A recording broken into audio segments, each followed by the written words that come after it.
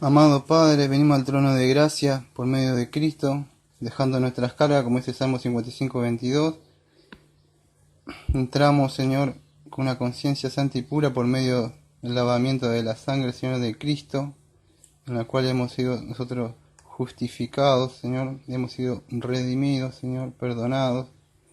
Les pido la guía y la dirección de su Santo Espíritu, no confiando en la carne, no confiando en el conocimiento ni en la sabiduría adquirido por estudios, sino solamente reconocemos que son herramientas que nos ha dado a nosotros, pero confiamos plenamente en la guía y la dirección de su Santo Espíritu para que nos hable a la conciencia y nos esté guiando, Señor, en el buen camino, que pueda trazar la palabra correctamente, que no me desvíe y que todos seamos edificados en un mismo espíritu, en una misma unidad, en la doctrina, manteniendo la paz siempre. Le pido, Señor, todo esto en el nombre de nuestro amado Señor Jesucristo. Amén.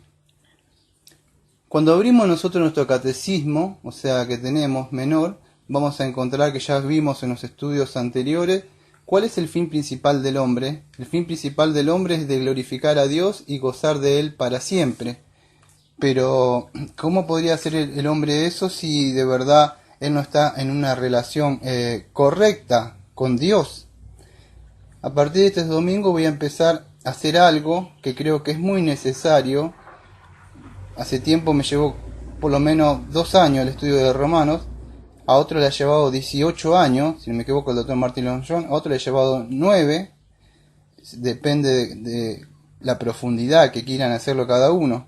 Pero creo que es un excelente libro, o sea, toda la Biblia es para edificación, o sea, pero el libro de Romanos, sin querer, Pablo, o sin querer o guiado por el Espíritu Santo, podríamos decir, se transformó en un mini tratado de teología sistemática. Y no creo que lo haya hecho a propósito, pues él, su fin era escribirle a unos hermanos que estaban en Roma padeciendo ciertas tribulaciones, ¿no? Y también quería aclararles algo, aparte de ir a viajar y verlos a ellos. Pero creo que es muy importante, creo que es un libro de los que más amo, aparte de todo, creo que también fue Martín Lutero cuando fue inspirado también por el Espíritu Santo en esa época, ¿no? Así que lo que voy a hacer todos los domingos va a ser un libro, la introducción, para que cada uno diga, ¿qué habla Romanos? ¿Qué habla Gálatas? ¿Qué habla Primera de Corintios? ¿Qué habla Segunda de Corintios? ¿Qué habla Efesios? Creo que es muy importante. No voy a profundizar en los temas, solamente voy a ir, como siempre ya me conoce, a vuelo de pájaro. Eso es. Para que se pueda ver y podamos entender de qué habla el libro. Tener idea. Entonces, el libro de Romanos, o a los romanos, trata de cómo una persona puede estar en la relación correcta con Dios. Cómo podemos gozar, como dice, tener una relación correcta, como dice el catecismo menor bautista. Cómo puede ser una persona ser perdonada, porque debemos entender que el pecado es lo que ha separado, o está separado de Dios. Ya desde el huerto de Edén vemos que Adán fue sacado de la presencia de Dios. ¿Por qué fue destituido de ese Edén? ¿Por qué? Porque por el pecado perdió esa relación que tenía, esa comunión, podríamos decir, con Dios, y eso lo separó. Y de ahí nosotros que proveníamos, ¿no?, del primer padre, que es Adán, de esa relación que tenemos con Adán. En el mundo debemos entender que hay 2 simientes, hay 2 padres, padre Satanás y padre y Dios Padre, el creador de todo. Debemos entender eso que hay. Entonces, el hombre está separado, el hombre está destituido, y el libro de Romanos nos va a mostrar, toda la Biblia nos muestra, pero en este especialmente que elegí para empezar, vamos a ver cómo podemos gozar de la aceptación completa por Dios, porque Dios nos debe aceptar primero dentro de la familia, pero debemos entender primero nuestra condición. El hombre no está herido, como dice el arminiano, o como dice, puedo aceptar a Jesús, y leen el libro de Romanos, pero lo interpretan de otra forma. Tienen la misma Biblia, pero la interpretación, ellos no lo ven como una total depravación del hombre. Ven como que el hombre está más o menos, pero no. El arminiano es un semi-pelagiano, no es que desecha la gracia, acepta la gracia de Dios, pero él puede elegir. Vamos a ver que el libro de Romanos no es así, el hombre no puede elegir, si Dios no hace una obra en su corazón.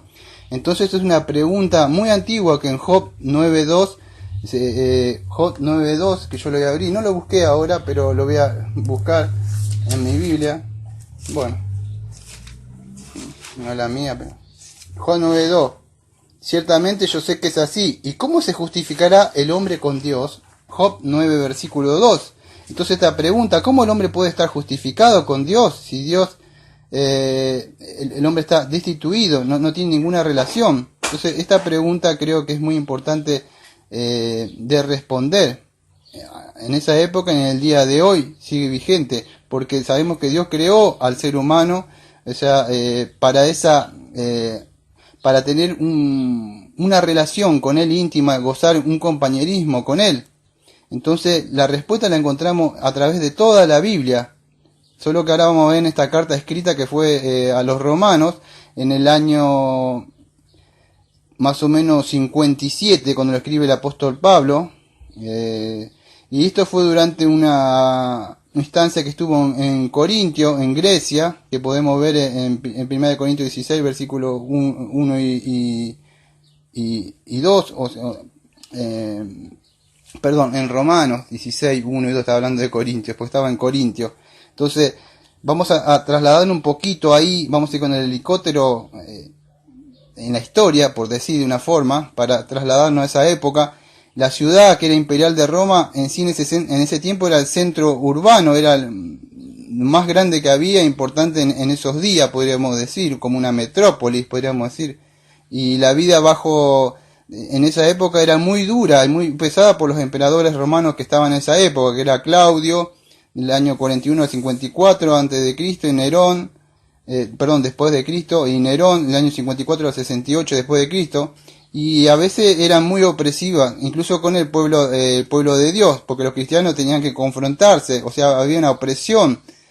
Acuérdense que ellos querían que ellos eran el rey absoluto y había que rendirle homenaje o postrarse a ellos. Entonces los cristianos tenían prohibido reunirse abiertamente para adorar. Hoy tenemos, vamos en libertad, por lo menos acá en Argentina, de hacer un culto religioso. Incluso de reunirse, si no es la adoración pública y religiosa, o sea, lo que conocen como adorar los domingos como hermano, como comunidad, como cuerpo, si no es así, porque no hay iglesias, como decía un tratado del año 1500, los cristianos en esa época, John Hus, si no me equivoco, se lo escribe, ¿qué hacer cuando se consiguen iglesias de sanas doctrinas? ¿Qué hacer? En ese tratado de 1500 más o menos dice, yo no sé si era John Hus o John Knock me parece que era, que lo escribe, y hacer como hacían los cristianos en la antigüedad, como hacían en esta época, no había estas iglesias y todos así, esos templos, esos se reunían en casa, en cavernas, y en esta época estaban perseguidos ellos. Entonces Pablo le escribe a esta clase de cristianos, no que tenían, vamos a poner el aire acondicionado, hermano, vamos a juntar para las butacas, no, estos cristianos apenas tenían para comer, y estaban encima hostigados y perseguidos en esa época. Entonces, para que podamos entender eso, tenían prohibido reunirse abiertamente para adorar, incluso eran perseguidos, y no solo eso, que había problemas también en esa época con judío cristiano y también con los mismos creyentes, estos griegos que estaban ahí, y ciudadanos romanos. Entonces todos estaban preocupados por esa tensión que había ahí, ¿no? Y aparte de eso, tenían muchas dudas. Y Pablo va a responder a estas dudas, ¿no? Toda duda necesita digna de una respuesta. Y Pablo empieza en esta epístola haciendo un saludo introductorio, que yo no lo voy a tocar, porque esto es solamente una vista por arriba, panorámica. Yo le digo abuelo de pájaro, pero la palabra correcta sería vista panorámica. No me voy a meter en profundidad. Pero en el versículo capítulo 1, del 1 al 15, Pablo lo que describe es que él tenía un gran deseo de ser de ayuda, de ir a visitar a estos hermanos. Entonces debemos traer luz a esta respuesta que hemos levantado ahora. ¿Cómo puede ser una persona justificada? ¿Cómo puede tener una correcta relación con Dios? Muchos creen que es por el esfuerzo personal o por logros seculares o un fervor religioso. Yo pertenecía a muchos lugares, iglesias católicas, la Iglesia Católica Apostólica Romana durante 20 años, me arrodillaba, iba, prendía las velitas, todo lo que hizo Lutero, la mayoría de las cosas. Me faltaba el látigo, pegarme nada más, pero sí los Padres Nuestros, todas esas cosas. Y nada se me justificó. Anduve por todos lados, por los testigos de Jehová, con los carismáticos, lo último. Y nada, no hallaba paz a mi conciencia, tranquilidad, a pesar de que soy un pecador perdonado y redimido por la sangre de Cristo, tengo paz en mi conciencia. Sé que algún día seré completamente librado, pero en esa época yo no tenía paz, no había paz, y tampoco me importaba tener la paz. Era como algo religioso, y hacer eso, y cumplir, ir y ya está. Pero esa no era la relación correcta que Dios quiere para con nosotros, porque el esfuerzo personal no logra nada, ni siquiera un fervor religioso. Voy a cantar himno, voy a la iglesia, voy a estudiar mucha Biblia, nada de eso nos hace estar bien con Dios, o ser más acepto, porque conozco mucho de conocimiento, o nada de eso. Ningún fervor religioso puede llegar a hacer que yo esté más cerca de Dios. Entonces la respuesta que debemos saber nosotros que no es así, de ninguna manera, como decía Pablo, no, porque tanto ni los gentiles ni los judíos tenían ningún mérito, porque Pablo lo muestra mismo en Romanos 1:18 a Romanos 3, versículo 20, muestra que tanto el gentil como el judío no tienen ningún mérito delante de un Dios santo, un Dios justo. ¿Por qué? Porque nada de eso le podía satisfacer a un Dios, son trapos de inmundicia. Entonces Pablo muestra en el capítulo 1, 18, que la ira de Dios se revela desde el cielo, contra todo aquello que frena con impiedad, la verdad, y muestra su condición. Lamentablemente a veces los pastores arminianos muestran de que Dios te entrega a las pasiones, a los deseos pecaminosos porque no le agradás. Eso es mentira. Ya estás desde el vientre de tu madre, Salmo 139, ya fuiste concebido, ya federalmente se te ha traspasado eso, se te ha imputado como el SIDA. ¿Qué cosa? La simiente de Adán.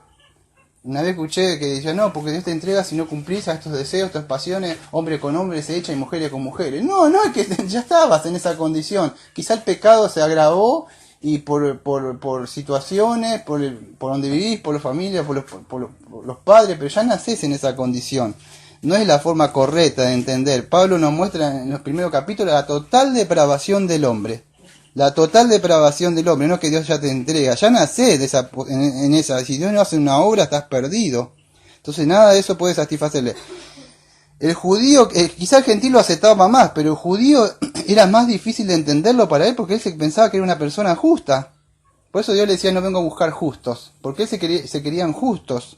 Y era un poquito más difícil. Y bueno, Pablo se encarga, pues ya dije, no voy a profundizar en esto, pero en el capítulo 1 y hasta el 3:20, que tanto el gentil, aquel que no tenía las promesas, los pactos, como el judío que sí tenía las promesas, los pactos, nada podía hacer que tuviera una relación correcta con Dios. Nada le podía satisfacer a Dios.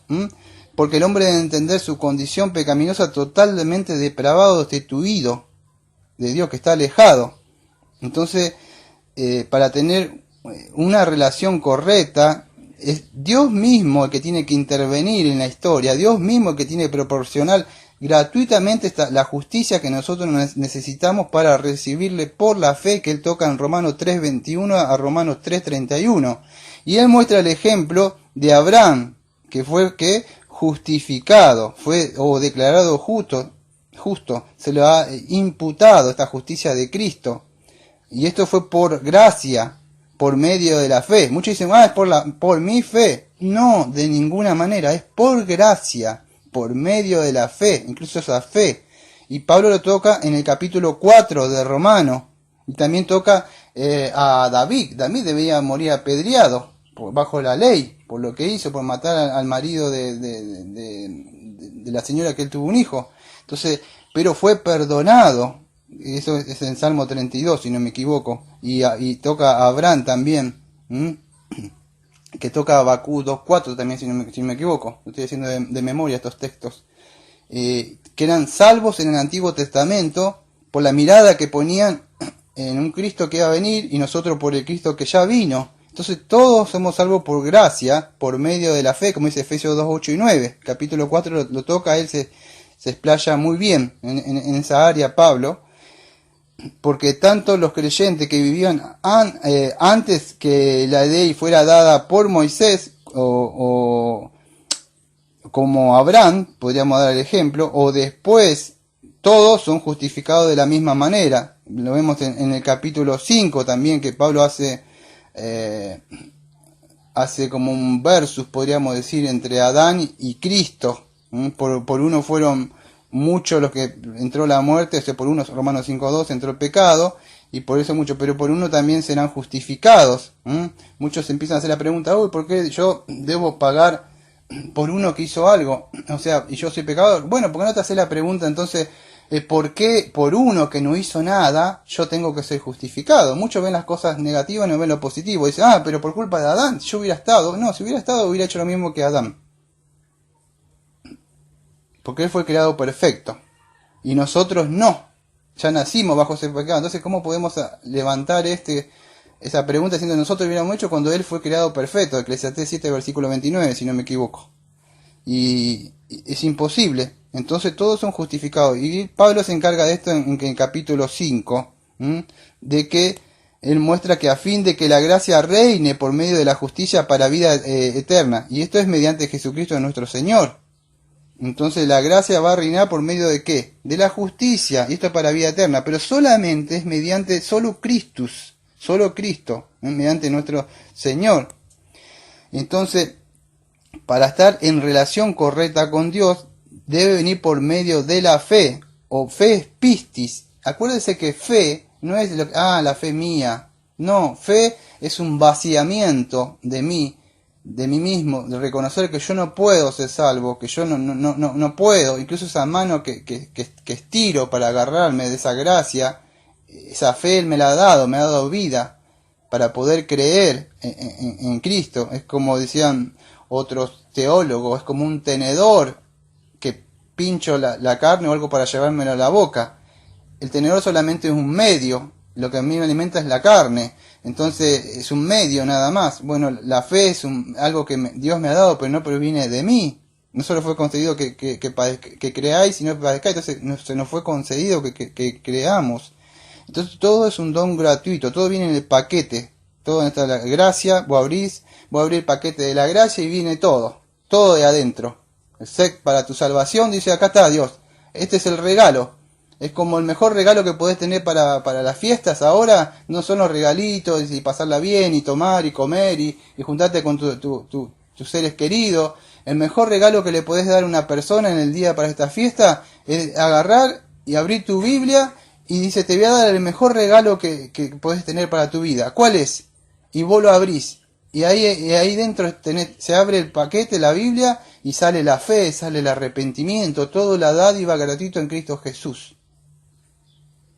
Para empezar un año nuevo en Jesucristo. Entonces, todo viene por medio de ¿qué? De un don gratuito que Dios da. Y nos da un Salvador. Pero si el hombre no reconoce que necesita un Salvador, entonces, ¿cómo va a entender? Si el arminiano dice, yo puedo elegir, no estoy tan mal, puedo tener el libre albedrío, entonces, ¿cómo es posible que esa persona necesite un Salvador? Si él puede, de alguna forma. No se trata de que él está en el mar y puede decir help, o sea, help me. Él no puede decir eso. Dios viene a una persona que ya fue ahogada, que ya está muerta en el mar, no puede estirar su mano ni nada, y le da vida, y lo rescata, y lo saca del pozo donde está.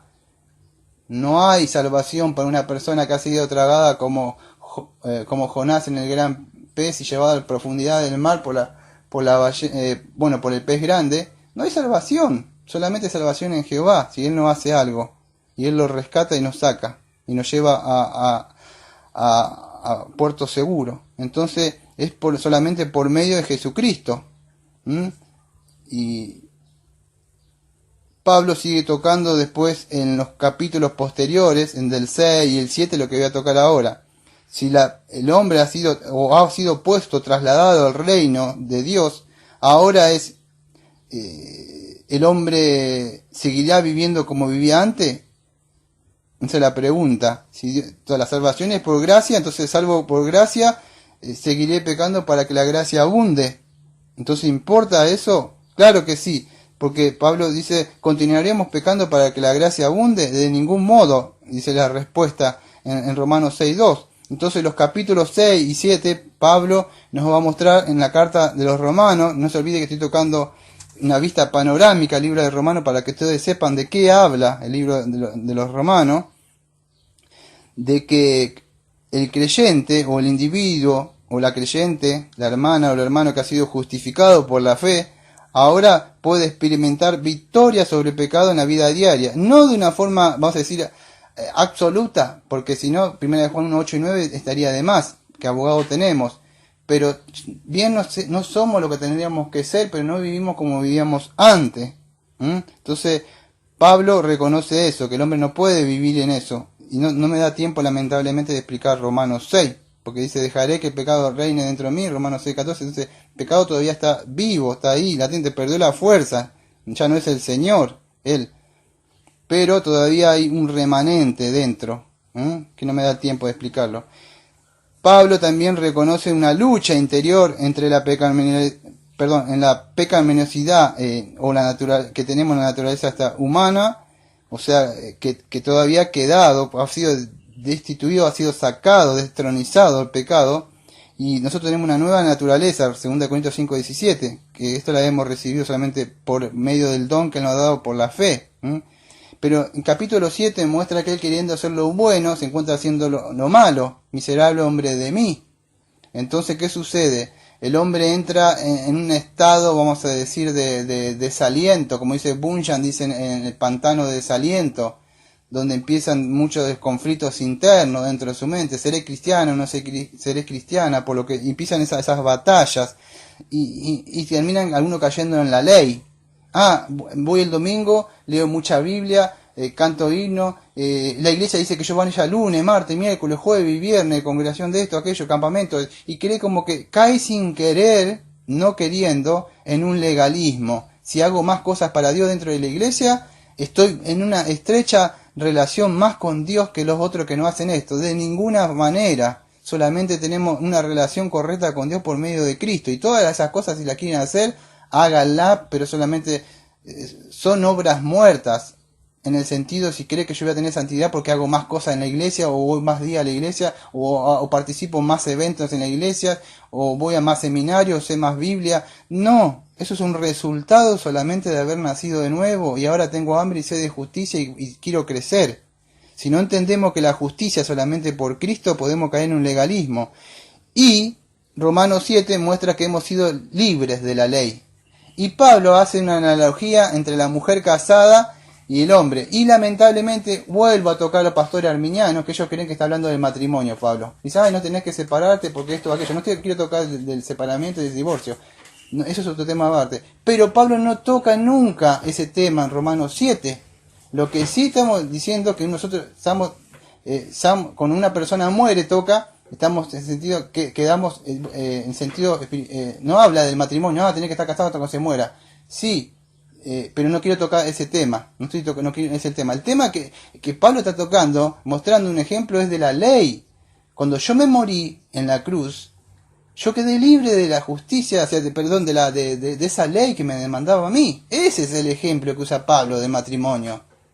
Pero no es el ejemplo para hacer. Hay otros ejemplos sobre el divorcio, que Dios aborrece el divorcio y otra cosa, y teníamos que tocarlo hasta cuándo, y por qué, y por qué son las causas de eso, del adulterio, que es la causa del divorcio. Pero Pablo nunca está tocando eso acá. Pablo está tocando que cuando yo me muero, muestra lo que dice la ley. Estoy hasta cuando se muere con esa persona. Pero ¿qué sucede? Pero está hablando de la ley, eso es lo que está tocando. Y como yo me morí con Cristo en la cruz, yo soy libre de esa ley. ¿Por qué soy libre de esa ley? La ley esa que me condena. Porque yo ya morí, y que al morir Cristo la cumplió, y al nacer de nuevo nació una nueva criatura en Cristo Jesús, y el espíritu de vida ya mora dentro mío. Romanos 7, entre otras cosas. Y Romanos 6 toca libre del pecado, Romanos 7 toca libre de la ley. Un poquito por arriba para que puedo entender. Puedo decir que no voy a ir en profundidad, sino es una vista